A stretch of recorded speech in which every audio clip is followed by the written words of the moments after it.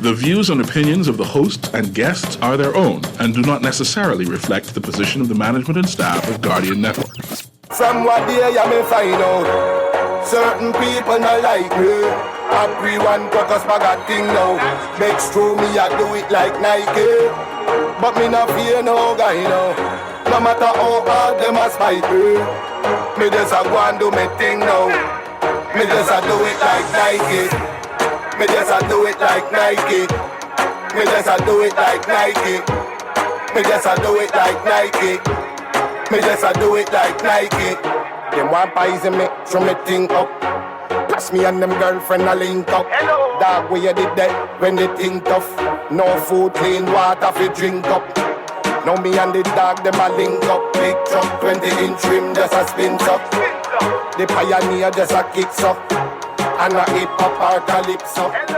Talking Heads with Naughty is brought to you by BTC, Burger King, the Cancer Treatment Centers of America, the Cleveland Clinic, Dunkin' Donuts, Fine Threads, First Caribbean Bank, Grand Bahama News, John's Department Store, Joker's Wild, KFC, the Ministry of Health and Wellness, Naughty Johnny's, Prestige Island Games, and Tropical Gyros. The Wednesday, September 20th edition of Talking Heads is on and popping. Your boy Naughty and your company right up until 6 p.m. on this Wednesday, hump day, middle of the week. We're going to get over the hump together. Lots to talk about. So we're going to open up the lines. And Mr. Producer, let me know if we get anybody zooming in. We got the Zoom? Is that a thumbs up? Oh, perfect. All right, well, we get to that in a second. So what we'll do is let me get everything out of the way up front, then we'll take the break. And on the flip side of the break, I'll tell you who my special guest is going to be, all right, before we go to the break. All right, now you know how to chime on in here in New Providence, 323-6232, 325-4316, 325-4259. Toll free in any one of the family islands, 242-300-5720, 242-300-5720. Text lines powered by BTC, 422-GR96, that's 422-4796. Stream us live. Take us wherever you want to go. GuardianTalkRadio.com. That's GuardianTalkRadio.com. Cable channel 969. BTC Flow channel 612. That's how you get it in. That's how you get it on for fresh news, smart talk all day right here on Guardian Radio 96.9 FM. All right. I got your trivia lined up. You plan for the usuals. Dunkin' Donuts coupons, lunch or dinner your choice from Naughty Johnny's, and I've got tickets for tonight's game.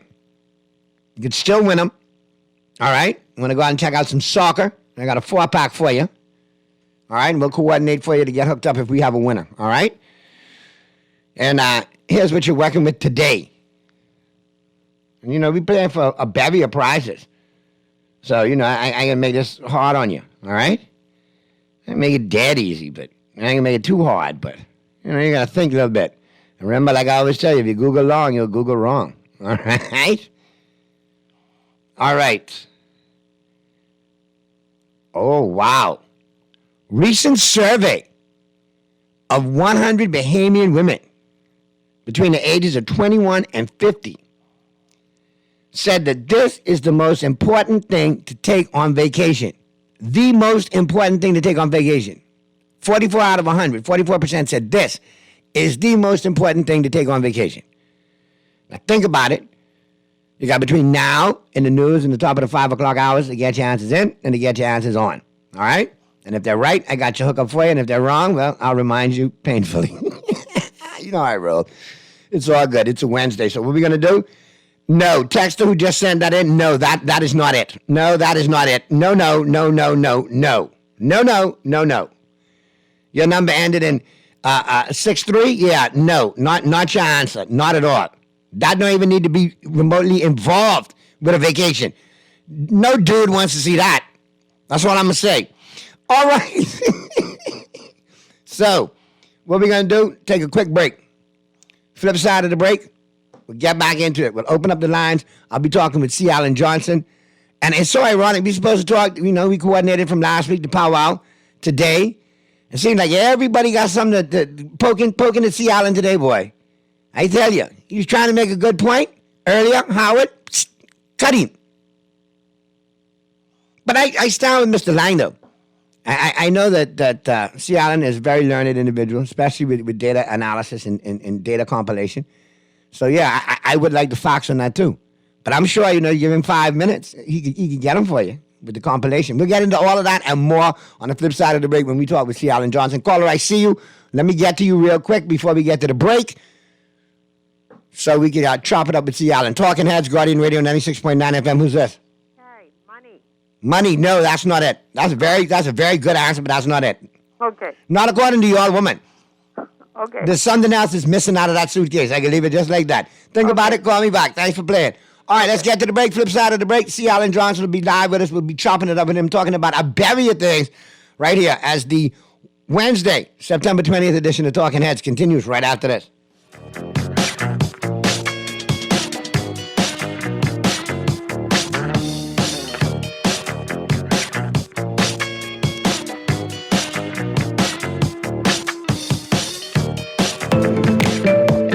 Calling all junior and senior high school students, you could win a brand new iPad for the new school year. Enter the Plato Alpha Design Essay Competition. All you have to do is write a strong and convincing essay on the topic, what does going digital mean to you? For junior high students, your word limit is 1,000 words. For senior high students, your word limit is 1,500 words. To enter, email your essay along with your name, school, and grade level, as well as your parents' contact information to alpha@platoalpha.com by Friday, September 22nd. The winners will be announced on Guardian Radio on September 29th. The winner for each category walks away with a brand new iPad. It's the Plato Alpha Design Essay Competition, powered by Guardian Radio 96.9 FM. Juicy fried chicken, mashed potatoes with gravy, and a hot buttery biscuit for only $5. That's genius! Part of the KFC Genius menu, the KFC $5 snack box delivers on flavor and value. Need to feed more than one? KFC's Great Picks has got you covered. Packed with 4 thighs and 4 legs, fried to golden perfection, plus 4 buttery biscuits for only $20. More genius! Hungry for deals? The Genius Menu at KFC. It's finger-licking good. Cancer Treatment Centers of America is now City of Hope, creating one of the leading cancer care and research networks from coast to coast, providing more of what you need. More locations means more care closer to home. More specialists means more expertise. More research means more breakthroughs. More advancements means more treatment options. And more options means more hope. Learn more at cancercenter.com. Refined style with elegant taste. Then fine threads is your place. If you want those slacks hemmed or just taking the waist, then fine threads is your place. If you wanna look suave and debonair everywhere you go, like you're supposed to be in a video, wanna step out and look great, then fine threads is your place. Refined style with elegant taste, then fine threads is your place. Is your place. Is your place. What would you do with extra cash? Plan a trip. Overhaul my wardrobe. With CIBC First Caribbean, you can get comfy with savings on your mortgage cost. Buy or build your home or switch your mortgage to us and get up to US $1,000 off the loan application fee. Up to US $2,000 off home insurance. With up to US $10,000 towards switching costs, your pockets will be comfy too. Visit CIBCFCIB.com/get comfy for more information. Conditions apply. Craving a sandwich that hits all the right spots? Look no further. Introducing Dunkin's newest star, the oven-toasted turkey sandwiches. Made with love and served on toasted sourdough bread, these classics are reinvented with a twist. Sink your teeth into layers of delicious deli turkey, crispy lettuce, and white cheddar. Plus, we've added the perfect kick with smoky bacon and your choice of creamy avocado spread or zesty chipotle sauce. Dunkin's got your sandwich cravings covered all day, every day. The Bahamas runs on Dunkin'.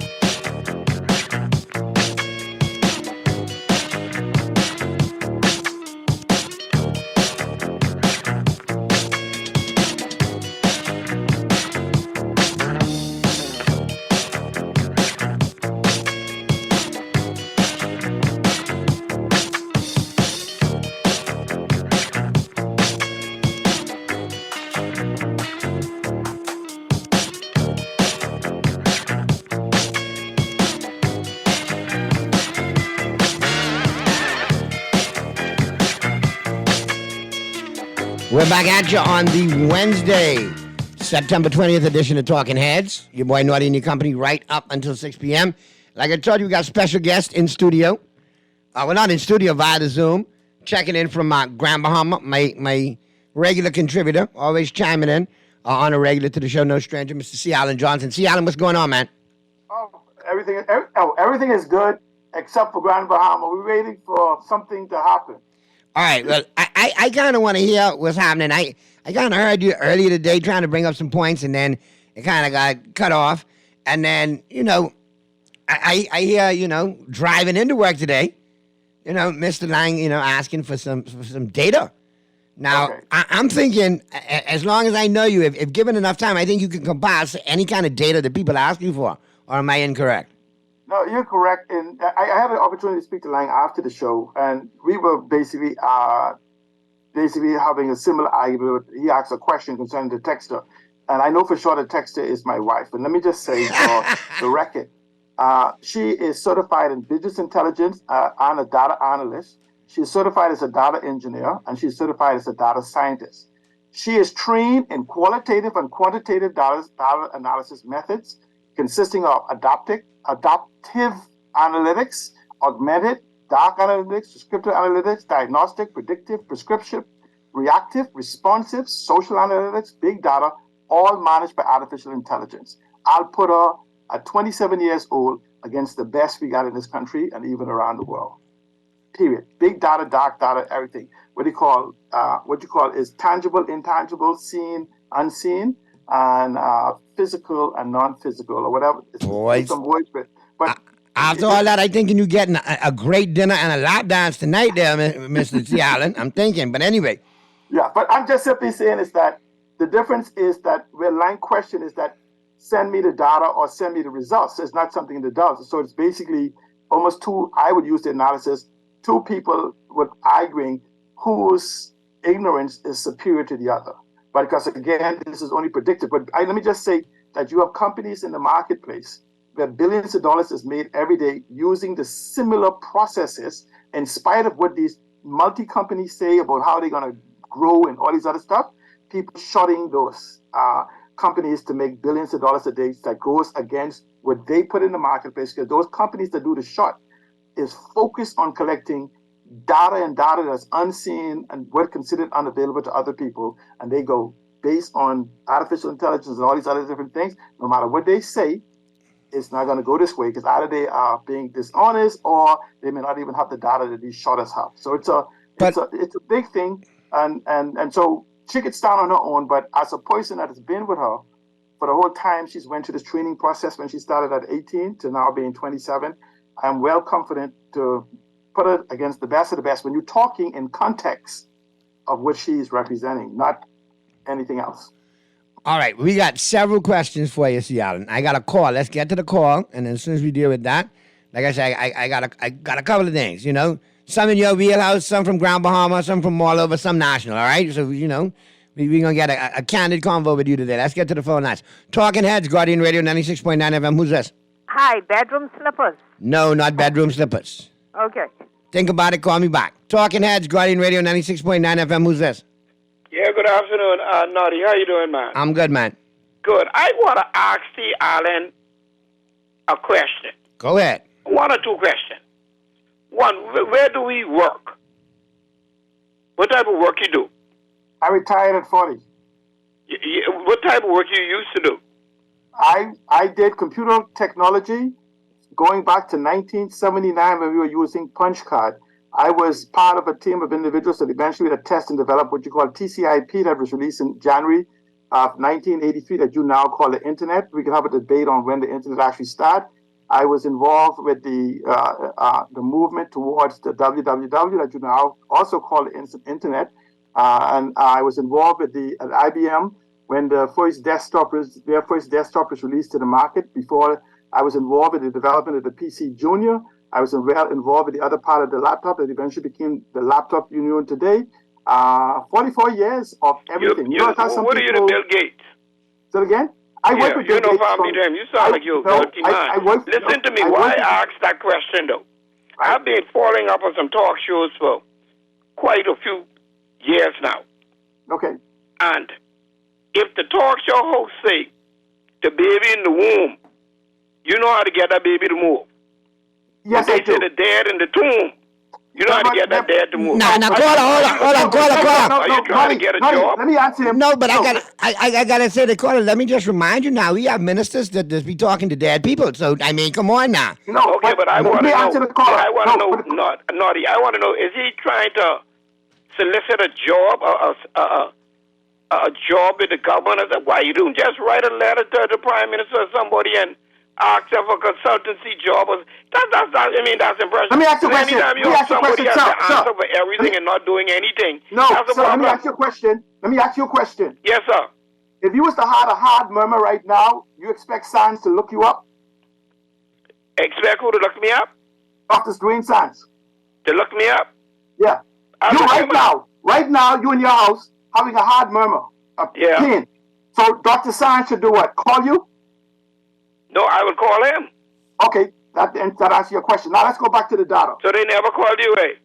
They talked to me before they get elected. I have a little connection, I believe. I can have somebody to give you a call. Listen to me. Let's find something for you to do in Grandmama. Go back to Brave Davis from 1980. Go back to 2007 to 2012. I was the only person. Just like I'm talking right now, I was the person on the radio what Anton them was doing, fighting for and defending Brave Davis from 2007 until he became the deputy leader of the party. So I'm very familiar with my cousin, okay, from Cat Island. Who you said was fighting for Mr. Davis to become deputy leader of the PLP? Yes. That wasn't a fight for Mr. Brave to be deputy leader. Sir, you see, that's that was automatic. Listen to me, man. But caller, let me ask you a question. Let me say something. All you have to do is ask Obie Wilchcombe, who was running for deputy leader, ask Fitzgerald, who was running for deputy leader, because his campaign general was my first cousin too. See, you don't know what you said. But now let's go back to. I don't know what I'm saying. No, I'm saying to you. I'm saying I'm not going to try to cure you of your ignorance, right? No. I was a part of the Progressive Liberal Party from 1987 when I was the second vice chairman of the Young Liberals. I was also the 8-time chairman for the Nassau Village branch of the Progressive Liberal Party, leading into the 2012 election. So I know the PLP. I grew up in the PLP. My granddaddy, the Reverend H.O. Ferguson, was the first chaplain of the Progressive Liberal Party. I grew up in the PLP. Okay, so caller, both of y'all have PLP ties. There's nobody.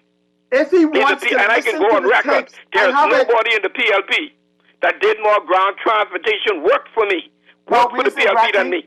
Nobody. Okay, but caller, let me ask you this question that I was trying to. PLP, Pleasant, Bridgewater, and Aunt Basanti and Grandmama. Okay, let me ask you this question though, caller. All right, and this me talking to you now. I know you obviously have some brief with C. Allen, that's your call, and that's fine. But isn't it important to you that you have knowledgeable Bahamians that have information that is vital to all Bahamians, and they're trying to disseminate it and get it out there? Yes. And in the long run, how you do it? Okay, now why are you going to do it to try and make the government who is trying their best to look bad? Hold on now. You're not bringing that to the table. Say, okay, don't turn left, turn right in this way. No, hold on. Turning left. Now, wait a minute now. Caller, one thing that we have to, and since you have such strong ties with the PLP, which I commend because you listed them off, correct? You just did, correct? And there are some more. All right, that's fine. You could go on. But listen, my point is, since you have such strong ties with the PLP, I need you to do me a small favor, okay? Go ahead. I'm listening. Take them back the word objectivity and break it down to them and let them know, look, when you write and you could stand on them legs, go hard at it. But when you're strong and wrong, please don't paint a picture like, there's nothing to be seen. When the public sees the glaring deficiencies. Okay, now see, I am a PLP, but I'm a Bahamian first. All right, my brother. You're wrong.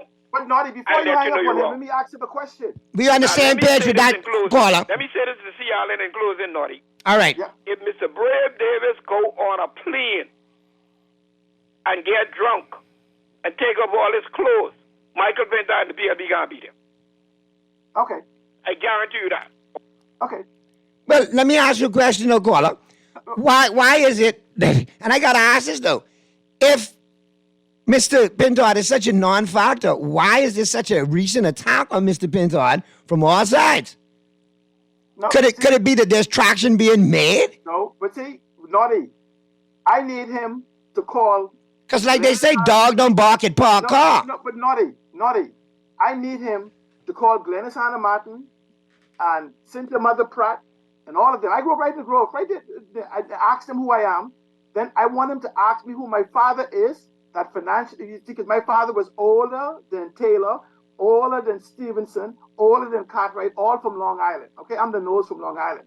And they could ask them who my father is. They could ask them about the meetings on East Street cross from the police barracks or whatever it is. They could ask them about those different things when you want to go to the... What I get from all of this, see, Alan, is I think the PLP don't want one of their own being brutally honest about them. But they praised me and thought I could walk on water during the Ingram era, during the Minnis era, and even when for those who supported Brave Davis thought I was godlike when I was criticizing Christie because it would have moved him out of the way. It's only now that I'm being honest. I was honest all the time, but my record reflects that I'm batting about 90. And when I did with my data analytics, go and check the record of Guardian Radio on Michelle Malcolm's show and Dwight's show when I said that Minnis couldn't go without an election by September 2021. I said that almost eight months or longer before it happened. Okay? And yes, you remind us, like Miami Dolphin fans of that perfect season, you remind us of that all the time. We know. No, but I'm simply saying is that all the PLP have to do, I see them answering the Coalition of Independence and all these other people all over. Why have they not answered me? Just answer me when the voice note or when press release. Don't tell me what you think and what you feel. Those people in the room know. Let's go back. What C. Allen's saying is incorrect, and he's wrong. Let's go back to the phone lines. We got a couple of calls, and they got some text. Let me get to this text. Good day, Naughty. The carbon credit needs to be looked into. There is $156 billion to be earned from it, and it's very hush-hush. So I needed to talk on that there. See, Alan, I know you know a lot about carbon credits. Here's another text. Right. Those two going back and forth about length of party tenureship is really crazy. It sounds like who's arguing to be the biggest fool? Where's the fight for country? Well, text, I think there is a fight for country there.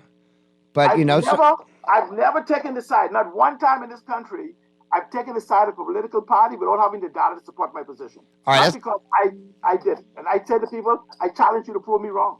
Let's go to the phone lines. Talking Heads, Guardian Radio 96.9 FM. Who's this? Let's go to the phone lines. Talking Heads. Good afternoon, Naughty. Good afternoon, C. Allen. How are you? Turn your radio down just a titch for me. I am proud. I am a proud Bahamian to be sitting and listening to a well-educated black Bahamian talking to a well-educated Bahamian talk show host. That caller who claims he been in the PLP from this and he been in the PLP from that. I don't care which party you are affiliated with. If you are not educated, and let me say this, if you have a problem with education, please take a back seat. Because it's people like him who holds our country back. C. Allen clarifies and he brings facts, he brings data, and he explains himself in a way that every Joe Blow on the road can understand. And don't call it criticism. How about putting constructive in the front of the word criticism? Why can't he and people like him find the positive in what C. Allen is saying? They always look for the negative because somebody is more educated than them. That's nonsense. Okay? Take a back seat and stop holding this country back. I don't care what party you're affiliated with. Please go sit down. Boy, there you go. How do you really feel, caller? Let's get to the next caller. Talking Heads, Guardian Radio 96.9 FM. Who's this? Talking Heads. All right, let's get to the next one. Talking Heads, Guardian Radio 96.9. All right, that's it? There you go. Talking Heads, Guardian Radio 96.9 FM. Who's this? Hello? Hello? Hello? Hi, bath towel. No, not a bath towel. You want me to give you the answer? Because I just got the answer. A texter just texted it in. Actually, a couple minutes ago. Pajamas. Apparently, 44% of the 100 Bahamian women surveyed said the most important thing to take on vacation is comfy pajamas. I don't know what comfy pajamas is doing for y'all, but hey, if it works for 44% of y'all, I'm glad it does.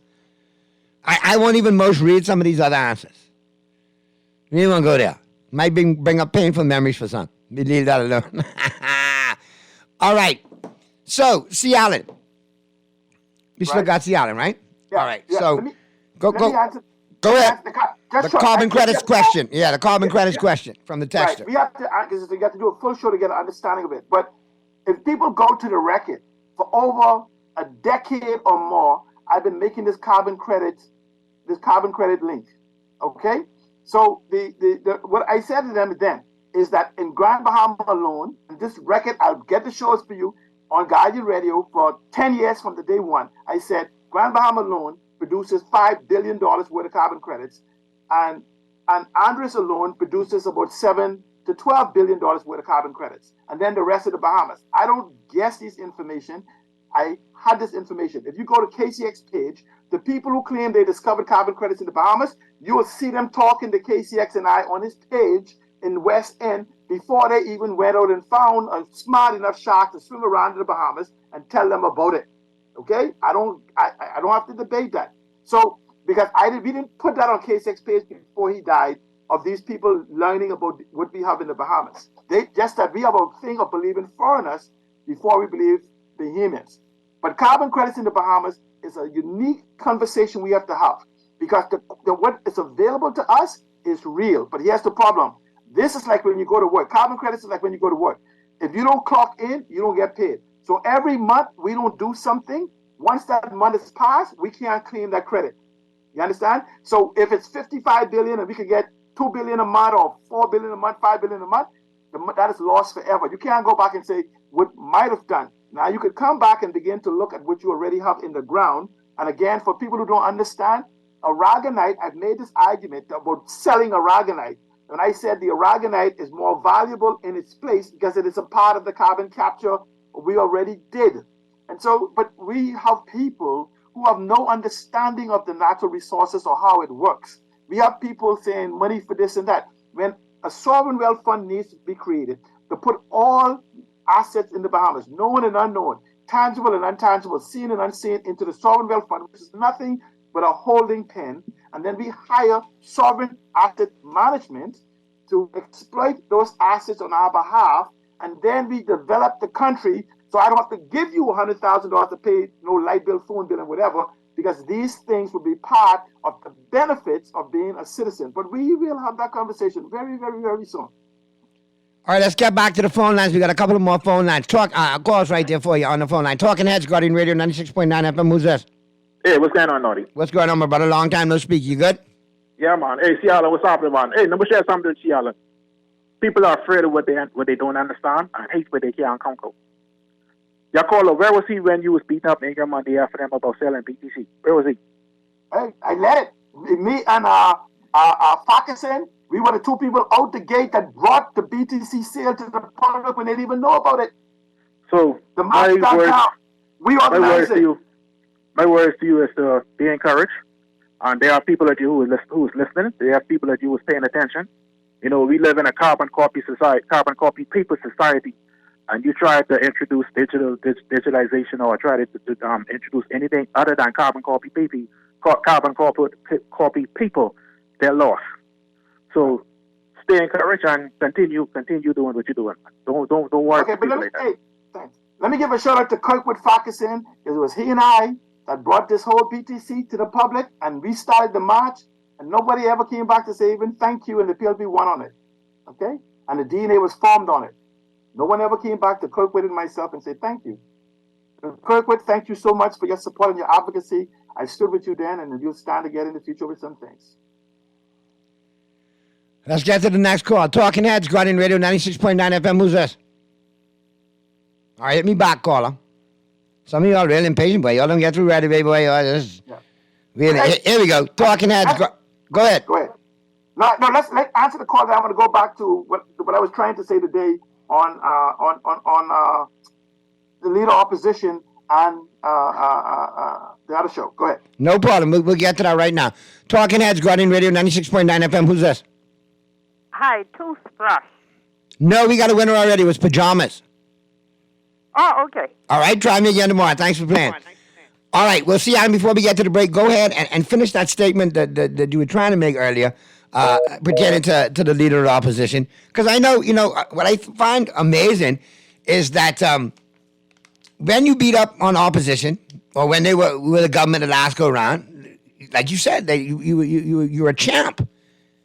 Now talking about your team, like any true team member should be able to do. If the team ain't playing right, they should. If you care about the team, you should call for some remedies, right? They seem like to frown on that. They don't want you to speak. But I'm saying is that we've made some promises that is absolute necessary for the economic development and empowerment of Bahamians. We have not fulfilled those. The opposition has been calling for these things to be done. And just like I told the person for the doctor, the opposition called the doctor of technology and otherwise to find out, to have an understanding, not just for now, but even into the future. But I'm simply saying is that if these things aren't done in a matter of less than 3 months, so how do you do 5 years worth of work and 3 years worth of work when the Prime Minister himself already said that he's going to use the last year for campaigning? This is not about the PLP. This is about country. This is about the survival of all Bahamians, not just me because I'm digitally prepared. And so I'm saying to Howard, I understand his position. I say to Howard, you have not listened to the House of Assembly, to Mr. Michael Pintard, and you have not listened, must have not read The Guardian and other newspapers as to what he's been saying. I'm just surprised that the media doesn't pay much attention to his demands, because his demands is identical to mine and many others that want to save a country as opposed to preserving some political alliance. You understand this? I'm 60. I got a 27-year-old wife with 3 kids. Who do you think I'm trying to save the country for, me or them? You think I'm not going to try to save the boat because I am aligned with a philosophy that the people in the party no longer know? Nobody in the PLP, you call the PLP, call PLPs right now and tell them, let's have a whole show, and you try to explain, let them try to explain the philosophy they believe in. Look, not being disrespectful. I told people, I was, if you want to use the phrase a PLP, because I believe in the philosophy, I was that when I left home with my dad and came home with my mom, 1963. Okay? So, what I'm simply saying is, because he was there way before them, before Pinlin, when Pinlin was a child. So, what I'm saying is that we have a country to save. The opposition is taking some position. It's going to be hard for him to depart from. And he has invited the government to stop drip feeding us with a marketing scheme. And if you have information that disqualifies the opposition, don't market it, bring it. Because we have to get about governance, because you're so busy trying to looking backwards over the last 5 years. If you want to use the same rule, then we must look backwards for the whole 32 years you've been in office. You can't, and the Prime Minister say the same thing. I'm a forward-looking person, but you can't look backwards, say, for 5 years, and then look backwards to your term and your two terms as a minister. Just then you're being disingenuous to your performance. If you do not want to be attached to Perry Glasgow and Christie leadership, I say then don't attach the opposition to Minnis leadership. We already made a decision on Minnis. We did. What I'm saying is that the opposition is one of the better opposition I've seen in my 20 plus years of being home, because they are actually bringing forth the issues that needs to be addressed, the need for transparency, accountability, integrity, anti-corruption, and freedom of information. This is Brave Davis' statement. I was not the captain of that ship.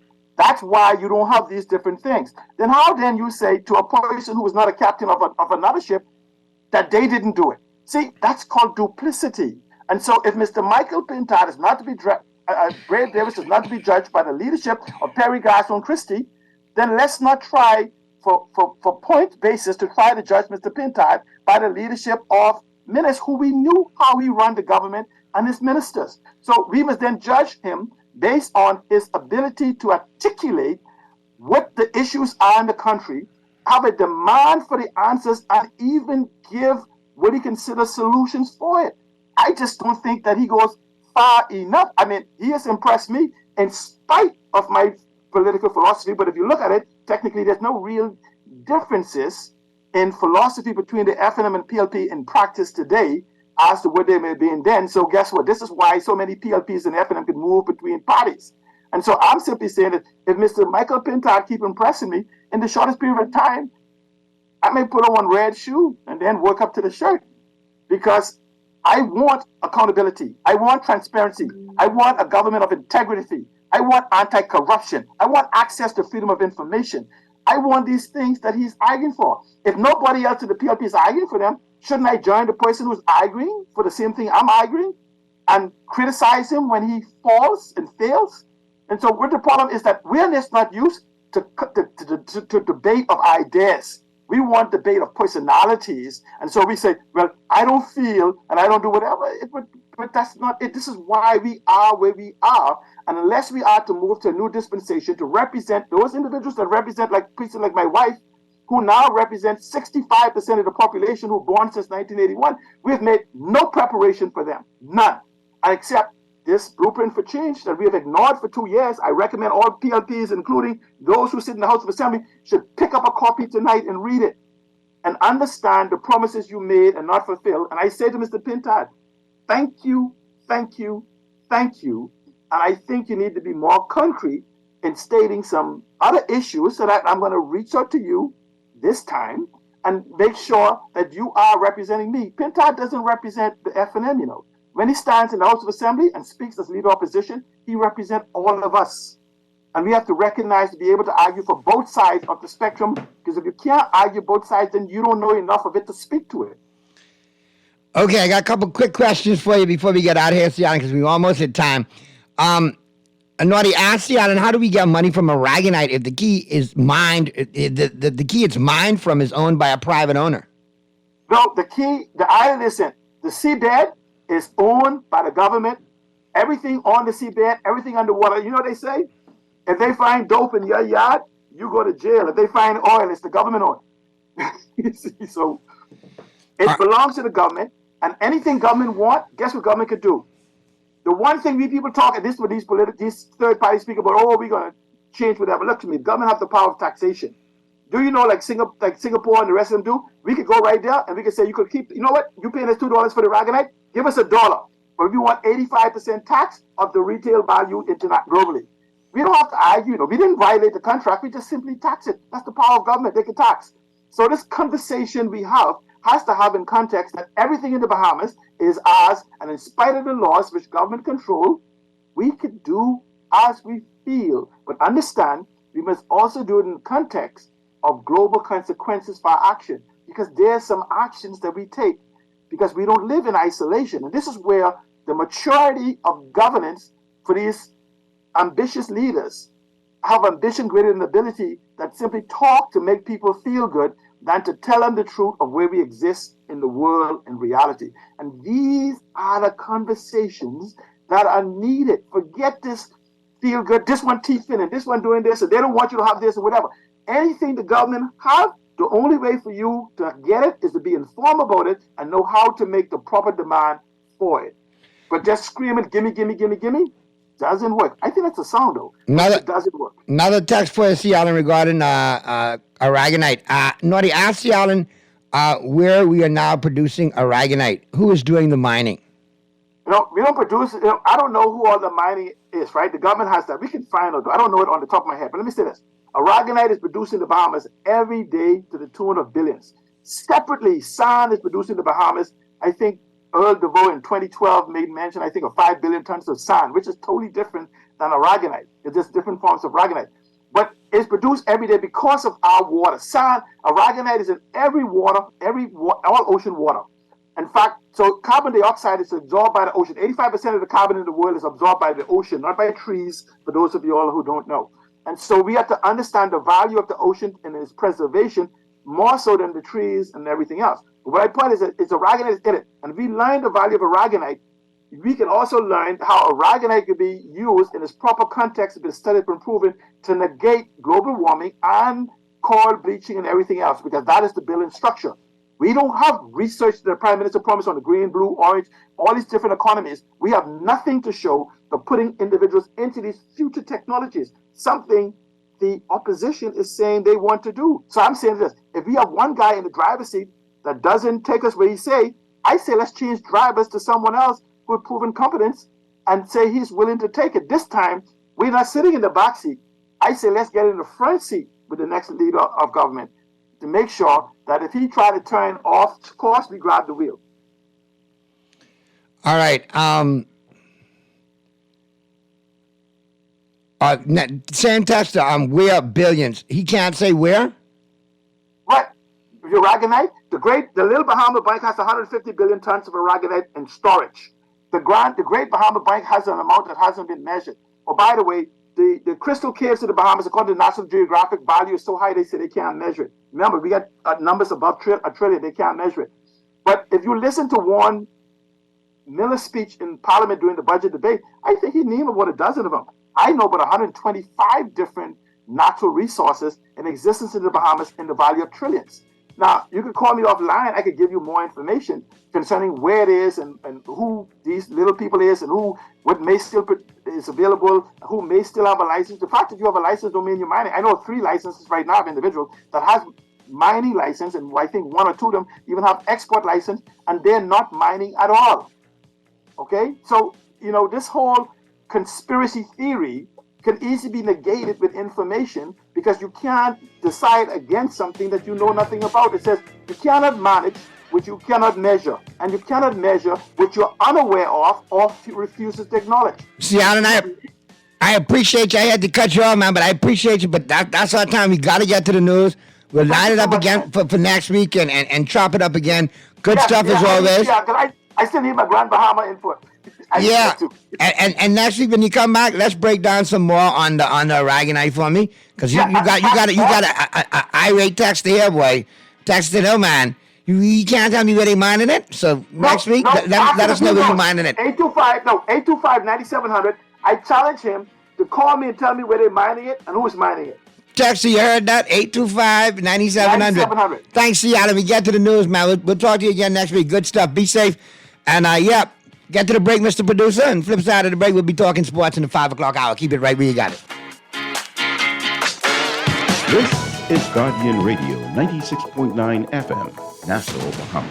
Best foot forward this school year by shopping at John's for your back-to-school foot care needs. From toddlers to college students, have your child looking smart in a pair of Hush Puppies, Sperry, Easy Strider brand styles, and many more. Durable and sharp, the kids will step with confidence all year. Need socks and a belt? We've got you covered. And don't forget a new backpack and lunch containers. You can find all this and more at the best prices and customer service in town at John's on Rosetta Street and Carmichael Road. John's, we put fashion at your feet. We're gonna give you a check every week for a year.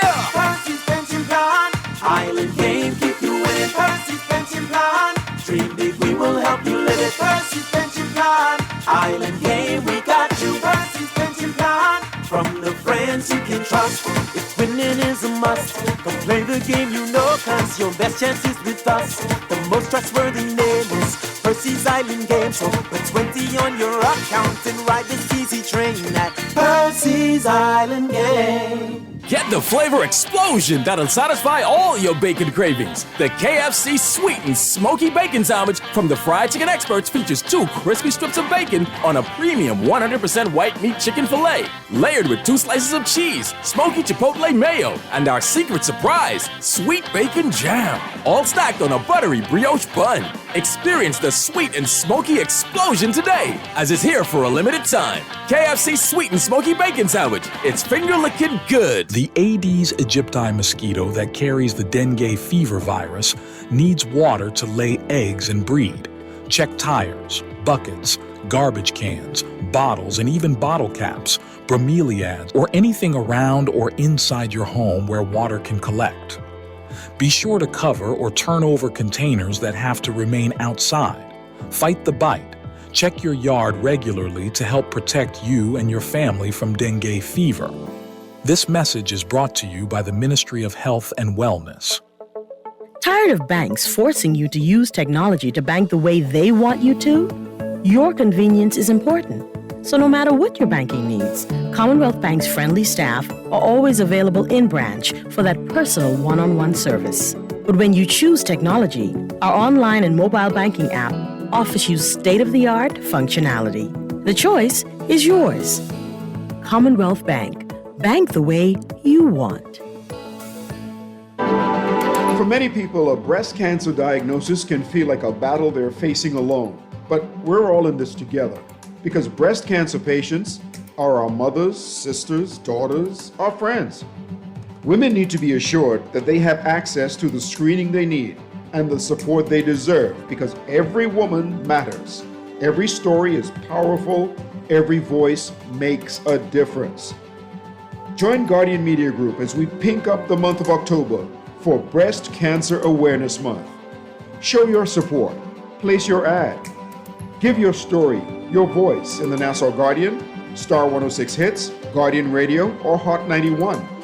For more information, contact your account executive or call 302-2300. Join Guardian Media as we motivate our community by supporting a powerful cause and raising awareness for Breast Cancer Awareness Month this October.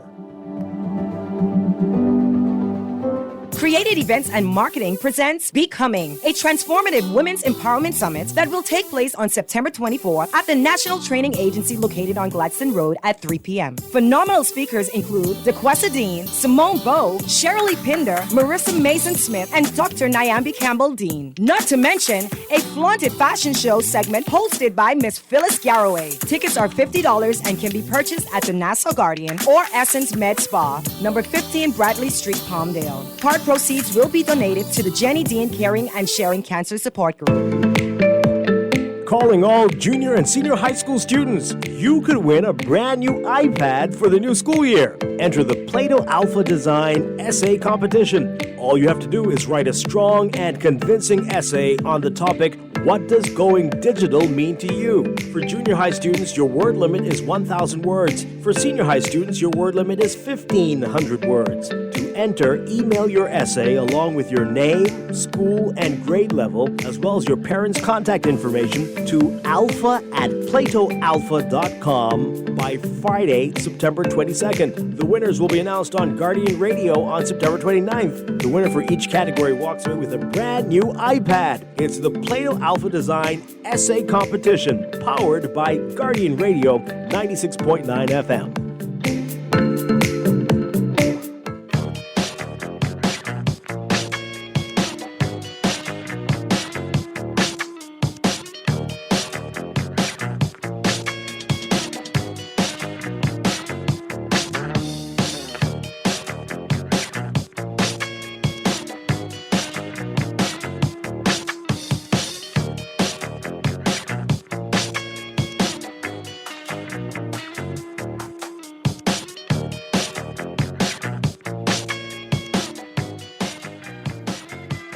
We're back at you on the Wednesday, September 20th edition of Talking Heads.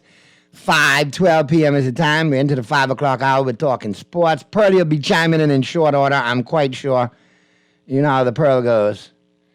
Pearl probably at the air fryer right now. You're hooked up, yeah. You know how Pearlie go. It's that time. And baseball game on today, too? What? You never know. So we'll wait for the Pearl to chime in. He'll be chiming in short order. While we wait on the Pearl, because I know Pearlie probably coming from the air fryer right now to go zoom in. So zoom away there, Pearlie. Zoom away. Mr. Producer, look out for the Pearl. He'll be zooming in. And we'll set it off with Today in Sports History, obviously. All brought to you, of course, by Naughty Johnny's. Let me just plug in, because, if my power go dead and my phone go dead, we ain't got no Today in Sports History. Whee! So, let's check it out. Today in Sports History.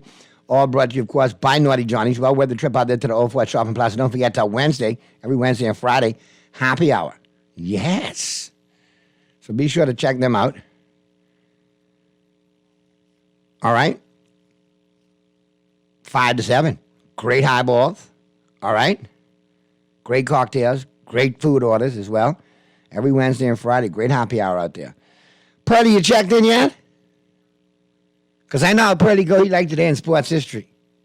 Yeah, I'm good, man. I'm right here. Boy, hey, good. Boy, look here. Boy, a lot of stuff happened on this day. This is one of them days you'll like. September 20th is a day Boy, I tell you, lots to talk about. 1876, Candy Cummins of Hartford pitched 2 complete games in one day. He won 14-4 and 8-4. 1902, Jim Callaghan pitched the first no-hitter in Chicago White Sox history. 1927, Babe Ruth hit his 60th home run of the season. He beat his own record of 59 that he set in 1921. 1955, Ernie Banks of the Cubs set a Major League record with his 5th Grand Slam of the year. 1968, Denny McClain of the Detroit Tigers became the first player to achieve 31 wins in 37 years. 1973, Willie Mays announced that he would retire at the end of the season. 1973, in an exhibition tennis match, Billie Jean King beat Bobby Riggs in 3 straight sets. The event is viewed as a milestone in women's sports. Pearlie, did you witness that? Yes, I watched it. Did she do him? Hype up on it and everything. Did she do him right in? Wide World of Sports carried a lot of it. Did she do him in? I can't remember. I think she beat him. In 3 straight sets? Yeah, I think it was. I trying to not me. I know she beat him. I'm trying to think it was 6. It wasn't close. That's right. It wasn't close. But Bobby Riggs wasn't a real good tennis player anyway. He was just a mouth. How about this one from 1981? You remember this? Marcus Allen, in his Heisman Trophy year for the USC Trojans, rushed for 274 yards and scored 2 touchdowns in a 21-0 victory over Indiana. I actually saw that game. In 1982, the NFL Players Association announced that a strike would begin at the completion of the Packers-Giants game on Monday Night Football. 1984, Pete Rose of the Cincinnati Reds recorded his 100th hit of the season. It was the 22nd consecutive season he had recorded at least 100 hits in a season. 1985, remember this one? This was a great game. Tommy Kramer, quarterback, Minnesota Vikings. Remember Tommy Kramer? Yes. Threw for 400. He had an alcohol problem. 400, not on this day. He threw for 436 yards and 3 touchdowns. But the Vikings lost to the Bears 33-24. Yeah, he had by that time he had beat the habit, but early in his career, which affected him, he had a serious drinking problem. 1986. This one's going to kind of shock you, Pearlie, and you're a baseball guy. Tony Gwynn in 1986, while playing with the San Diego Padres, stole 5 bases in one game against the Houston Astros. Okay, I vaguely remember that. Who would have thought Tony Gwynn would have stolen 5 bases, though, Pearlie? But Tony Gwynn was getting on base every minute. Yeah, but my God, he wasn't no speedster now. Let's be honest. No, he wasn't. No, he had speed, but he wasn't no base stealer. He's a full-blown linebacker. Let's be honest. He wasn't no base stealer. All right. He was kind of slim in his early years. Kind of got big over the end. Yeah, so maybe early on. I could see him doing it. He could have hit. 1987, Walter Payton scored his 107th touchdown to break the NFL record held by Jim Brown. That record was later broken by Emmitt Smith. Sweetness. Well, actually, it was later broken by I think, Marcus Allen, and then Emmitt Smith. Yeah. 1993, John Carney of the San Diego Chargers kicked 6 field goals to extend his consecutive field goal streak to 29 straight games. The Chargers beat the Houston Oilers 18-17. So now he was all of the offense that day. Yeah. My God. 1998. He would have been great for fantasy that day. Boy, I tell you. I had 18 last week with the Cowboy kicker. Okay, rub it in. I had 12, but rub it in. Hey, it's all good. You got more, and I got more than we should have got from the kicker position. Just take it and accept it. I'd be happy with 6 to 8 points. 1998, Cal Ripken Jr., the Baltimore Orioles, ended his record streak of playing in 2,632 games. He had played in every game since May 30th of 1982, and that record I don't think will ever be broken. Probably not. But back to the kicker, I'll tell people this. In fantasy, you always pick a kicker with a team that has a high-powered offense. No. Pick a kicker who plays for a solid offense. Don't get into the end zone all the time. Then you get some field goals in the process. You get solid offense, high power. Once they getting into the red zone, you want that kicker. Because if they don't give you a touchdown, they let you can kick a field goal. Yeah, but Buechner, man, let me tell you something, man. Buechner in Kansas City, man, he was giving me extra points this year. He wasn't giving me no threes. That coming. Yeah, but I had him last year. And he gave me plenty points. This kid from Dallas, though, is just money. You know what I mean? Within 30, 40 yards, just boom, boom, boom. You all can fall short of the end zone plenty. You can lead him kicking. I don't care. Listen, 7 drives, and you give me 2 touchdowns and 5 field goals, and we win 30-10. I'll take it every week. Yeah. At this stage of the game, bro, Pearly, I don't care how they do it. I just need them to do it. You feel me? I hear you. I don't care. We'll talk about Dallas later. I'm going to tell you the comments I heard. If they win 21-17, 21-20, I don't care. I really don't care if they win 40-9. I don't care. Just give me that win and let's get to the next one. Speaking of comments, you could reserve them. We'll talk about them in a second. But yeah, I said I'm going to give you them later. We got some things to talk about here, though. Who's in and who's out? All brought to you, of course, by Tropical Gyros. Listen, this is the... That's all the history? That's it? That's all the history? Pearly, that wasn't enough? I'm just making sure. Pearly, it was like 22 events that happened on that day. Super duper. I don't remember hearing the quote. That's why I said that. Oh, the quote. Let me give you the quote. You'll like the quote. When you're playing against a stacked deck, compete even harder. Show the world how much you'll fight for the winning circle. If you do, someday the cellophane will crackle off a fresh pack, one that belongs to you, and the cards will be stacked in your favor. Pat Riley. Sound like he told that to the Lakers after the Boston Massacre when the Celtics beat them in the playoffs in the championship game by 30 points. You remember that one? Without Magic and without Byron Scott. No. Magic was in that. They got us that day. Yeah, they got us that day. They beat the brakes off us. Now, we ended up winning the series. Okay? Oh, yes. No, but I was looking at the beatdown with Magic and Ingram was hurt. No. ML Carr was just waving the flag straight through. We ain't talking about that one. Leave that. We ain't talking about that one. We ain't talking about that. Because Magic went out there even though he was injured, you know what I mean? They ain't giving us no bly. I hated ML Carr with that stinking towel too, buddy. Yeah. Why did you bring him up? I couldn't stand him, buddy. I know. Anyway, that's another story for another day. Okay. Let's get into who's in and who's out right now. Because right now, entering week 3 of the NFL season, before we go there, I want to big up Bahama Mama. Go ahead. Jonquel Jones. Big game. She got off last night. What was the damage? She got, I want to make sure I don't give you the wrong numbers. She played 38 minutes. She had 19 points and 14 boards. 3 block shots. That's big numbers right there. She put up the numbers last night. They balled last night. They went into overtime. And it was like everything that was off the rim was hers. But listen, I can be honest with you. That's been the hardest team over the last 3-4 weeks in the WNBA season. I'm picking them to win it all. They may very well do it, Pearly. They're playing good ball and hot ball at the right time. Yeah, and Brianna Stewart didn't have a great game, first game, and she came back last night. That should tell you something. She never had one bad game. That should really tell you something.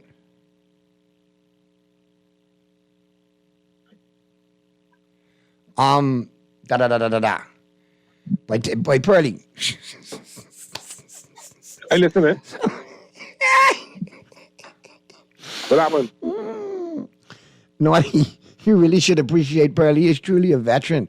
He just talked about 3 sports events that you nor I were born for. Well, actually, no. He talked about 2 events that I wasn't born for, but that ML Carr I was born for. So technically, you calling me old school too. So watch yourself. Text her. Let's put the text to understand. No, but I like the word they used, veteranship. Pearly has showed his veteranship. I love Bahamians. We make up words on the fly. Veteranship. Why are you using that one? But it's stupid. Just so the texter knows, I have one of them NIB cards with a yellow strip on it. You don't need to worry about that, Naughty. They would know what I'm talking about. Pearly, is that stop, all right? man. Stop. Because I had a joke too, a couple of jokes, but I didn't wait with them. Your NIB numbers in single digits? No, nobody NIB numbers in single digits because it always has to end with the year of your birth. Okay, sorry. Gee, you got all technical on that one. I thought that was kind of funny in single digits. I didn't. That's why I had to get technical. But you got all technical. No, technically it's not because it ends in 2 with the last 2 years of your birthday. All right, so we only got 2 numbers. Sorry. Be gone, okay? Oh, God, I believe I know who this was. Pearly, I believe this your boy who's goosey you all the time. Just read it. I know it's him. Naughty, tell Pearly show you his yearbook picture. He was right next to Methuselah on the second to last page. That ain't there. See now, text up. Anyway, I can be nice because I used to drink Methuselah. Pearly, that's somebody who know you because I see Methuselah right there. I start killing myself laughing. I say, that's veteran. I heard Methuselah in years. Hey, most young people don't even know what they're talking about right now. Listen to me. Let me tell you a story about Methuselah, okay? I come home one day from Rose Island. No, not Rose Island, from Cabbage Beach. You know, back in the day when we gonna take Swank Speeds out there, hang out for the day. You know what I mean? Yeah. Walk out to the crack out onto the beach and ask that famous Pearly question. Any gals? You know what I mean? Have a good time. I remember those days. So I come home one day and, you know, Pop smell a little brewski on me. You know what I mean? Rites of passage. You know what I mean? Oh, so you want to be the big guy. You want to have the cocktails. It's that time. You want to have a good time? Come sit down with daddy and have one with me. I don't tell your mommy, no problem. Guess what he poured me? Methuselah. Good God. Man, listen here. When I hit the back of my throat, that one was all over. They called me Ralphie after that. And I didn't have a drink for many, many years after that, Pearly. I'll tell you. I know you, Ralph. You showed Ralph plenty times. Like Ralphie? Bro, they was calling me Ralphie for days. And then, you know, he reminded me, he said, listen, man, no matter how early you get up, the sun always going to rise at the same time. Okay? Mm-hmm. So don't rush the brush. And I didn't have a cocktail for many years after that. You making up for it now? You got that right. In fact, I didn't have one from that day until my oldest turned about 5.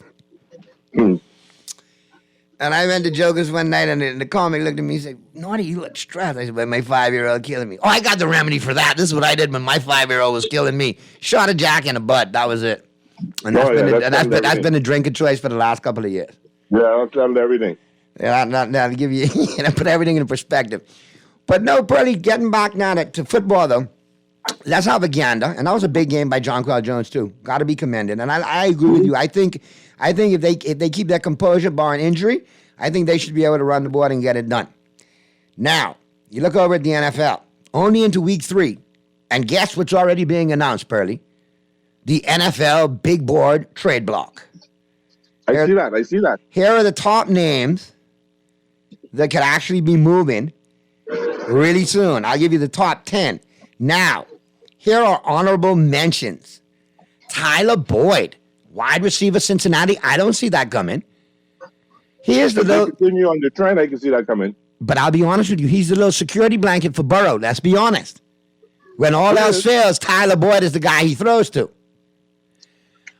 So we'll keep an eye on that. Ryan Tannehill of the Tennessee Titans. Where is he going to be traded to? The New York Jets? Who needs a quarterback named Tannehill? You might as well be Zach Wilson. I don't like Tannehill, so you can know that for me. Now, this one I think should have actually made the top 10 because I think they're going to trade him before the deadline because they're not going to pay him. And I'm talking about Josh Jacobs, running back from the Las Vegas Raiders. I see that happening. I also see... I can see him staying in warm weather, but that's on the East Coast. There you go. Selling it hard for Miami. I hear you. Michael Carter, running back of the New York Jets. Well, that running back room is pretty full with Breece Hall, Dalvin Cook. Michael Carter is now expendable. If you got a team that needs a good running back that can catch the ball and actually run behind a good line, Michael Carter might be a guy. Because he's no better than what Miami got now. No, I'm thinking situations like possibly Cleveland. To pair him possibly with Kareem Hunt, who they just signed off the street as a free agent. That might be a good little combination, yeah. All right, and Devin White also made honorable mention, linebacker from the Tampa Bay Buccaneers. Another contract situation there. Now, here's your top 10. When this kid came out of Florida State, everybody thought he was going to be the next surefire go-to running back in the NFL. Cam Akers, I don't know what's going on with him. But it's been nothing more than a Dr. Jekyll and Mr. Hyde scenario with the Rams. 1 minute they love him, the next minute they hate him, the next minute they hate him, another minute they love him. Yeah, I don't know what's going on there. He's definitely played his way out of L.A. They got him on the trading block, potential landing spots, the Cleveland Browns, the Indianapolis Colts. Now, here's somebody who it made sense when they had DeAndre Hopkins there, and they were trying to build around Kyler Murray. I think Arizona's rebuilding. And now Marquise Brown is on the trading block. Had a good game last week. I think he can still help. Got a lot of potential. Potential landing spots, the Baltimore Ravens. That makes a lot of sense because they are wide receiver thin, and he played for them before. And the Green Bay Packers. Let me ask this question. A reunion in Baltimore Kyler makes Murray. sense. Kyler Murray's still injured, Pearly. Okay, all right. And he's taken a hell of a long time to recover. So Baltimore makes a lot of sense for Marquise Brown to get traded back too. Now here's one that kind of surprises me. They gave him money. He's obviously the solid number 2 there. And I think he makes Jamar Chase click as the number 1. I don't see Cincinnati trading T. Higgins, but he's on the block at number 8. Really? Turn down whatever that is in the background. Probably is a little loud. Potential landing spots, the Carolina Panthers and the Baltimore Ravens. Now, I think if the Ravens went all in and rolled the dice on T. Higgins, he puts that offense over the top to go at that defense, and they're a strong contender right next to you guys in the AFC for the rest of the run, barring injury. So that could be a sneaky move by Baltimore, and you know they're prone to make in-season moves. Number 7 is kind of interesting. I don't know. I think if Tampa Bay continues to play well, Pearly, that he stays. If Tampa Bay starts to slide or go in the toilet, I think they trade him. I'm talking about wide receiver Mike Evans of the Tampa Bay Buccaneers at number 7. I think he's going to stay, though. I don't think they're going to trade him. Potential landing spots, the Houston Texans, the Indianapolis Colts. Now, here's at number 6, somebody who I think can definitely help a team who needs a slot receiver, a reliable slot receiver. And I don't know what happened. 2 years ago, he went for 1,000 yards, almost 100 catches. And ever since Josh McDaniel got there from New England in Las Vegas, Hunter Renfrow has been MIA. So look for Hunter Renfrow to be traded. And a key team, the New England Patriots and the San Francisco 49ers are at the top of the list. Uh-huh. I think he'd do wonders in the 49ers as a slot receiver. Why they need him? They got Debo. No. That allows Debo to move more around the field. Put him back outside sometimes, put him in the running back position. Yeah, man, you could line him and Debo up in the slot and do damage. Because he's your possession guy. He's somebody that works there for a guy like Brock Purdy. He's a good blanket for a guy like Purdy. He also makes sense in New England with Bill O'Brien there running the offense. Eerily reminiscent of Welker, who preceded him up there in New England, as well as Julian Edelman. And New England needs the help because Devontae Parker's just not enough. You got it. Number 5. Now, this is kind of surprising, but from a contractual standpoint, long in the tooth standpoint, mileage standpoint, Derrick Henry, running back, Tennessee Titans. He's on the block. Good 1 year pickup. Good 1 or 2 year pickup. Good potential landing spots. The Detroit Lions, the Minnesota Vikings. Both those teams need a quality running back to get them over the edge. Yeah. He'd be the perfect 1-2 punch with Jamar Gibbs in Detroit. That's a real thunder and lightning backfield all over again. That'd be nice. Now, here's one that's popping up, and I think a lot of teams are interested, but mainly, again, the Detroit Lions, the Miami Dolphins, and potentially the Arizona Cardinals. And that is Derek Barnett, edge rusher from the Philadelphia Eagles. Remember, he got injured last year. Can't get on the field this year. Yeah, we kind of thin, and the defensive line, so we can use to live depth. Now, this one is very interesting, and I would like the Cowboys to throw their hat in the ring on this one, but I don't see them doing it. But Danielle Hunter, edge, Minnesota Vikings, all-pro the last 2 seasons, young guy, potential landing spots, Cleveland Browns, Seattle Seahawks. All right, Pearly, here we go. Probably Cleveland. Here we go. The number 2 free agent on the list is Jonathan Taylor. So who's number 1? Wait and see for that. Running back, Indianapolis Colts. The 2 major shooters right now, the Cincinnati Bengals and the Cleveland Browns. Do you think Miami gets back into that conversation if he's available, Pearly? Not if they can ask for Waddle. No, correct. Fair enough. And number 1, you know who the number 1 trade candidate is right now? Kirk Cousins. No. Chase Young, edge rusher, Washington Commanders. I think that coming off the table. The Washington Commanders playing good for football. Right, and again, Cincinnati is an active player in that. All right, I got a couple of texts coming in, Pearly. This is a good one. Hey, Naughty, it's 4 weeks before the NBA season starts. Is Lillard still headed to Miami? I think he's still dollar whining and posturing trying to get there, but I think it's gone dead. He did make a statement this week and say he never wants to play for the Warriors. Naughty and Pearly, I have a bottle of Methuselah in my car right now. Well, keep it right there and enjoy it for me and Pearly. We don't want no part of it. Put it in the trunk. Yeah, and don't end up in the trunk with it if you drink too much. Enjoy it responsibly, Dexter. But thank you for letting us know. And your stomach must be cast iron. That's all I can say. All right, Pearly. Some other news out of the NFL today. The Bears defensive coordinator has resigned. They asked him to resign. Bears defensive coordinator Alan Williams resigns. Missed week 2 game versus Bucs for undisclosed reasons. Chicago Bears defensive coordinator Alan Williams resigned Wednesday. Williams did not travel with the team for its week 2 loss to the Tampa Bay Buccaneers and was not available for press conference on Wednesday afternoon when head coach Matt Eberflus and quarterback Justin Fields were among those who spoke to the media. Bears insider Sean Hanneman shared a statement from Williams. And the statement reads basically, wow. Let me get back here. It basically says, it's with great regret I tender my resignation as the defensive coordinator of the Chicago Bears football club. Effective immediately. Excuse me. That's a personal issue. I'm taking a step back. Obviously, it's personal. Taking a step back to take care of my health and my family. I appreciate the opportunity. All right, so there's something going on personal there. So I wish him all the best right there. I don't know if it's mental health, I don't know if it's physical health, but obviously the demands of coaching are too much, and I wish him the best. All right. The Saquon Barkley is out for Thursday Night Football. He could be back next Sunday, though. He says he's a fast eater. He wants to get back in there. Thursday, I think, is too soon, though. I don't think you want to risk future injury, but I think next Sunday, if he's ready to go, get him out there. The Browns have re-signed Kareem Hunt. He agreed to a 1-year contract after the Nick Chubb injury. So he's back in Cleveland. It's a 1-year deal worth $4 million. And guess what? Cry. I like to say that children cry, yes, they come. But listen, to think he's only a 6-year NFL veteran, started off well in Kansas City, then ended up in Cleveland. But to be out of the league this year was kind of crazy. I think he still got some burn left. I think he got some gas left. And when you think of it, he scored about 11 touchdowns last season. I don't like the route that running backs are being treated now. No, boy, they really treating them like second-class citizens in NFL. Real talk.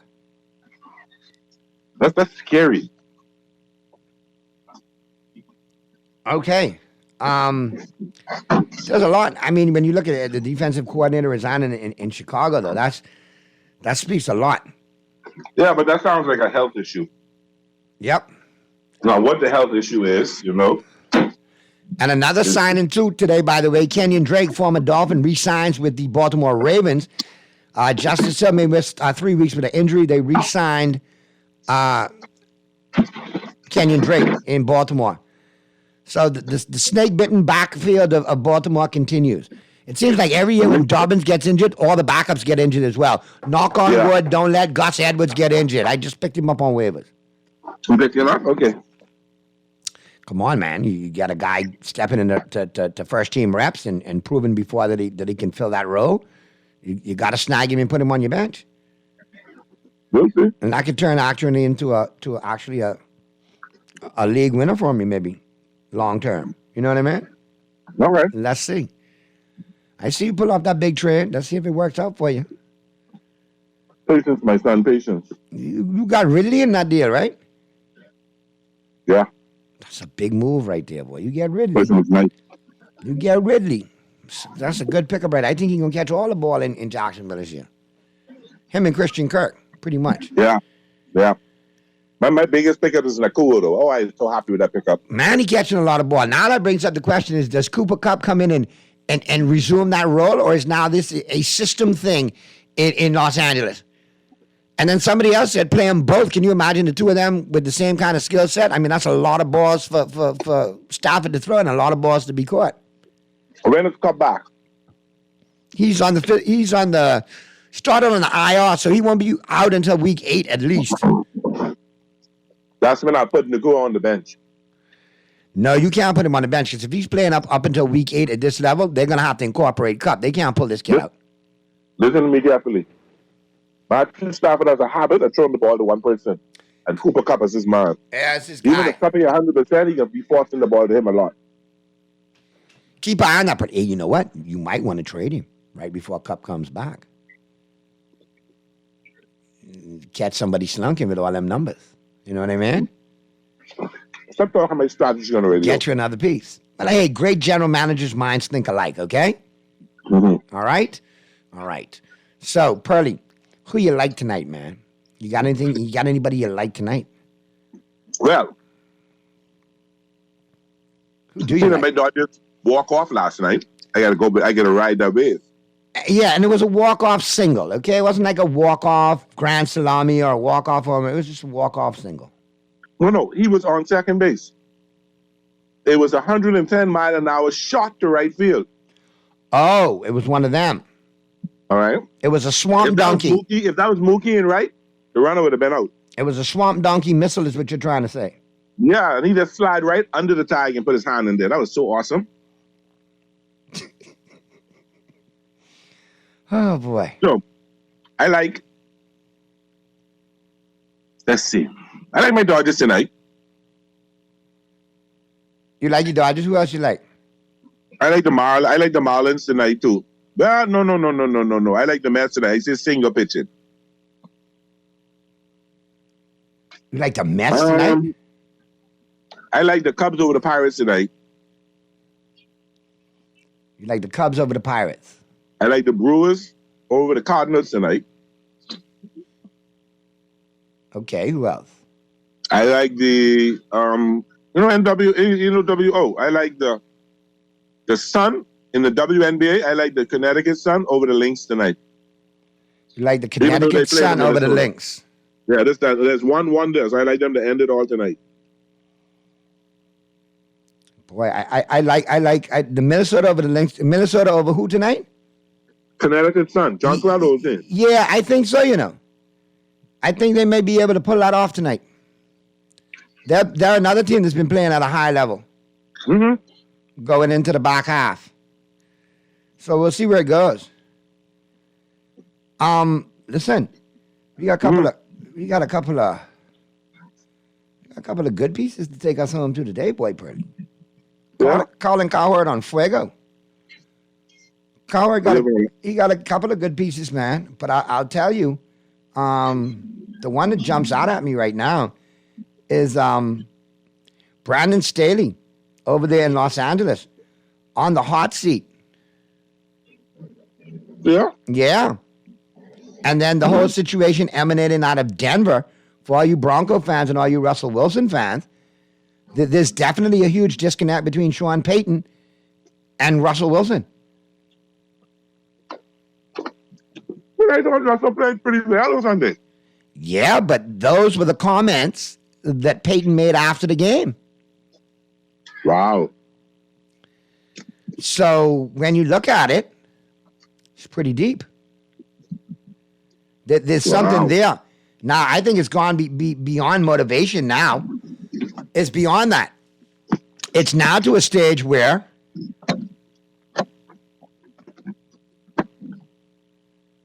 I'm listening. It's gone. I think it's back. I'm looking at it right now. Okay. And I'm saying, okay, you have that situation, Brandon Staley over there in Los Angeles. That's a hot situation. Okay. You look over at what else is Cowherd talking about today? Russell Wilson in Denver. The situation in Denver, there's a huge disconnect between him and Payton.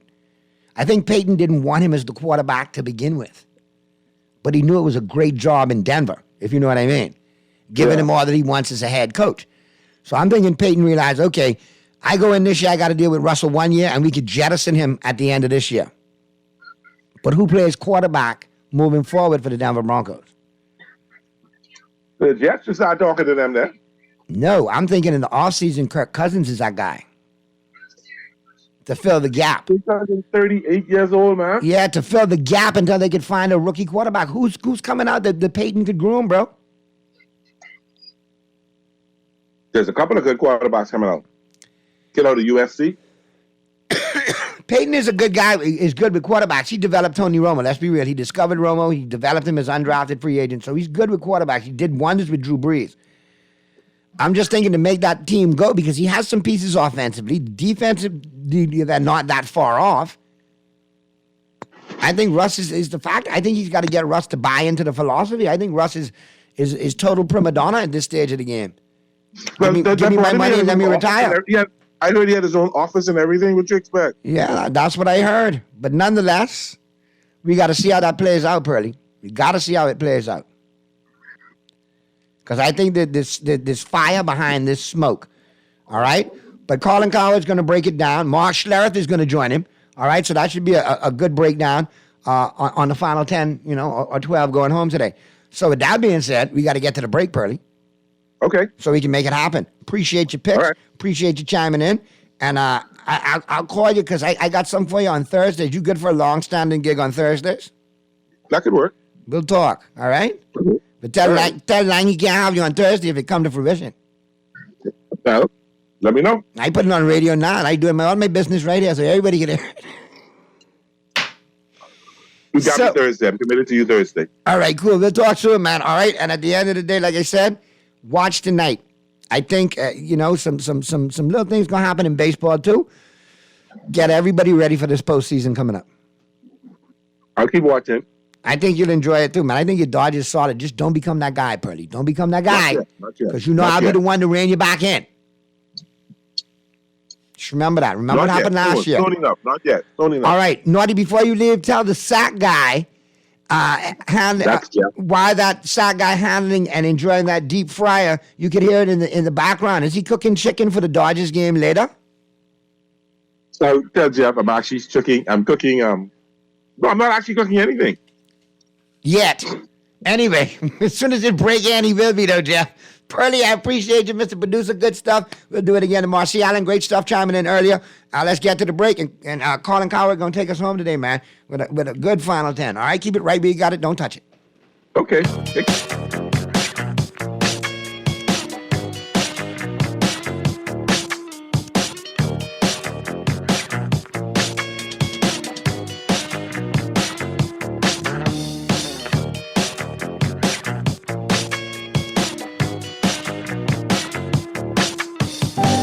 Cancer Treatment Centers of America is now City of Hope, creating one of the leading cancer care and research networks from coast to coast, providing more of what you need. More locations means more care closer to home. More specialists means more expertise. More research means more breakthroughs. More advancements means more treatment options. And more options means more hope. Learn more at cancercenter.com.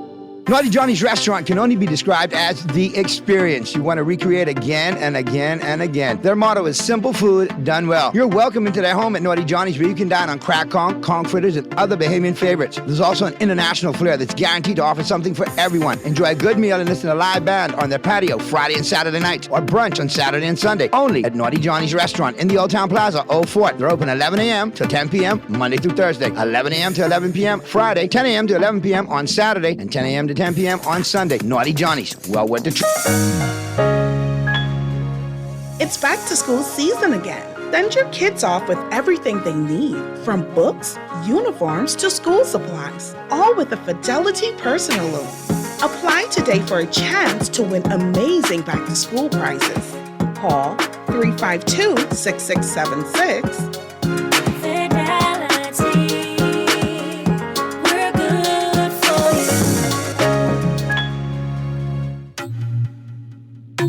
The Grand Bahama News is available every Tuesday in the Nassau Guardian. Buy your local paper at Freeport Convenience Stores, Western Bakery, DeGregory's Fine Foods, and Bellevue Gifts. Want to reach your Grand Bahama customers? Then call Barefoot Marketing at 827-4578 or message them for ad rates via their Facebook page. Advertising opportunities now include classified ads too. Keep up with all the latest Grand Bahama news in the Nassau Guardian newspaper every Tuesday. Put your best foot forward this school year by shopping at John's for your back-to-school foot care needs. From toddlers to college students, have your child looking smart in a pair of Hush Puppies, Sperry, Easy Strider brand styles, and many more. Durable and sharp, the kids will step with confidence all year. Need socks and a belt? We've got you covered. And don't forget a new backpack and lunch containers. You can find all this and more at the best prices and customer service in town at John's on Rosetta Street and Carmichael Road. John's, we put fashion at your feet. We're gonna give you a check every week for a year. Percy's Pension Plan. Island Game, keep you winning. Percy's Pension Plan. Dream big, we will help you live it. Percy's Pension Plan. Island Game, we got you. Percy's Pension Plan. From the friends you can trust. If winning is a must, come play the game you know, cause your best chance is with us. The most trustworthy name is Percy's Island Game. So put 20 on your account and ride this easy train at Percy's Island Game.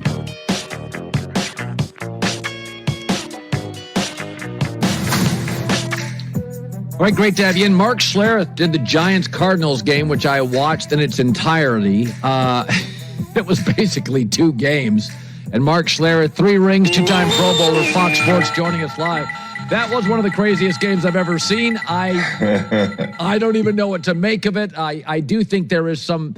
I mean, in your career, have you ever had a game like that where you literally... It was 2 different football games entirely. Have you ever played in a game like that in your career?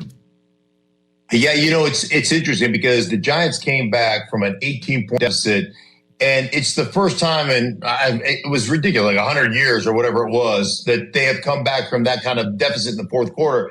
I had a game that we played in Detroit when I was with Washington where we were down 18 in the fourth, and we came back and won that game in overtime, and I think we had 60 snaps offensively between the fourth quarter and overtime. So, I mean, it was just like we did nothing. We did nothing for 3 quarters and then 60 snaps. It was ridiculous. So, yeah, I've had a few of those games. That game was, like you said, a tale of 2 different games. I will say this about the Cardinals. For all the people out there that are saying, hey, they were tanking and this, that, and the other, they are playing so hard. And I know they've got some limited talent at the quarterback position and some other places. But, man, they are playing hard for Jonathan Gannon. It's a testament to them, their organization, and the way they've been coached and the way they're out there laying on the line. They have played that way. They have played. So you're on a very popular radio show in Denver, and I said there's 2 different ways to look at Russell Wilson. One of them, the positive way, is this, is that you ask Sean Payton to do 3 things. Change the culture. That takes a while. Fix the O-line. They're trying, but nobody plays in the preseason, so that's going to take another month. And get Russell Wilson right. And I could say this, Mark, his first halves have been excellent, and so they're making progress with Russell Wilson. That's my positive spin. He's good on script. He's more accurate. He's lost weight. If you gave that argument to your audience in Denver, would they buy it that we're on our way and we're close and there is progress? No, because I've given that to my Denver audience, and they don't care. They're on the hey, I'm with you, win or tie, and we're not winning. So they don't like Russ. They don't like his act. They don't like, and maybe it's not an act, but that's the perception. They don't like it, and they're not winning. They scored 16 points in the first game. It's not enough. And then they shut down in the second half. They had scored 6 points up to the point where they throw the Hail Mary for a touchdown. So, yeah, like they're not buying into it. And the bottom line is you look at this offense right now, more points per drive than any offense in the National Football League. Because remember, in the 16-point affair, week 1 against the Raiders, they only had the ball 6 times. Yeah. And so, ultimately it's a defensive issue, not being able to get off the field, not being able to stop them on critical drives. They haven't been able to do that here in Denver, but nobody's talking about that. Everybody's just, they're storming the castle with pitchforks and lanterns, trying to go after Russ. And he has played better. There has been more continuity. He has gotten rid of the ball. He has been accurate. He's done all those things, but it's not good enough. And, the flashback to last week, taking 7 sacks and everything else, everybody's going to put it on Russ until he goes out there and performs and until they win a game. So, Dave Wannstedt, who we both know, said when he coached the Bears or the Dolphins, he said you can lose 2 games in a row. If you lose a third, you can lose the locker room. And so now, even in Los Angeles, which is a pretty chill market, the Chargers are not a top marquee franchise. Brandon Staley's getting heat. Go to your career. The difference between a 2-game losing streak and you didn't have a lot because you were on good teams. But one stat always says you go to 3 and guys start splitting off, especially early in the year. Do you think we could have not a mutiny, but could it go sideways if you experienced that? Oh, yeah, absolutely. If you start losing multiple games, you start losing 3, 4 in a row, then you start looking at all the little things that creep in that cost you games. It comes down to, hey, we got the play in late, so we had to hustle up the line of scrimmage. We couldn't, read the defense first. You're looking at things like that, like time management, play calls, getting the play in on time, giving us a chance to get up and get a pre-snap look, all the things that bad teams don't do well. But you look at the Chargers, they're scoring points. They're putting it together. It's just the Chargers. They have a propensity, like I always say, Chargers going to Charger. They'll find a way to lose a game. And ultimately, that's the culture that has to be changed.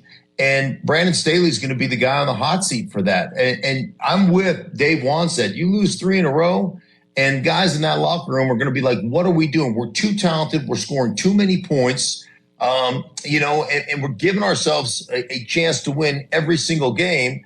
And we can't come away with a win. By the way, you look at the 2 losses, they lose to the Titans 27-24, and they lose the week, the previous week in a tight one with a big scoring affair to Tua and the Miami Dolphins. And Brandon Staley comes from the defensive side of the football. So your offense is performing. Your defense is not performing. Your defense is not getting critical stops. So yeah, I think the heat is on there in Charger land. So this is really a question that you're one of the few people I think at Fox that would answer accurately because of your offensive line experience. So after week 1, Mark, 10 of the 11, according to PFF, 10 of the 11 highest graded O-lines, offensive head coaches. Bottom of the league, almost all defensive coaches. McVay, Andy Reid. I've seen them in an off-season fix the O-line. McDermott can't get it right in Buffalo. Mike Tomlin can't get it right in Pittsburgh. Chicago can't get it right with a defensive coach. There is something here. I do not believe it's a coincidence that these young quarterbacks, Brock Purdy, Tua, they're just better when they've got an offensive guy fixing the O-line. I look at New England's O-line. Feels like it's without Brady, it's regressed. Just take me inside the O-line. I watched Pittsburgh last night. This is 5-6 years now with Tomlin. They can't get it right. What is it? Yeah. What's interesting, Colin, is offensive line, the play of offensive line. And I always say we're like a secret mushroom society. The only people who know what we're doing is us in that room, right? And even your head coach doesn't necessarily know exactly what you're doing and how you get things done. They just want those things done. And I think what happens and what people need to understand is your offense's ability to dominate a line of scrimmage and to really play well comes down to this. Who is your play caller and how many tools do you give us as a play caller? So great offensive line play is predicated not only on the players that you have and the scheme that you're running, but more importantly on the plays that are being called. It's if you have a play caller that doesn't understand our problems and how difficult that position is, it's the hardest position in football. To me, it's the most skilled position in football because think about this. Give me one other position or one other sport where unlike athletes match up and the guy who is the lesser athlete is expected to win 100% of the battles. There isn't one. Yeah. A heavyweight boxer doesn't box against a flyweight. When a 6'3" point guard blows by a 7'2" center, you don't say we gotta can that center. He's no good. You say, hey, they got us in a matchup and a switch.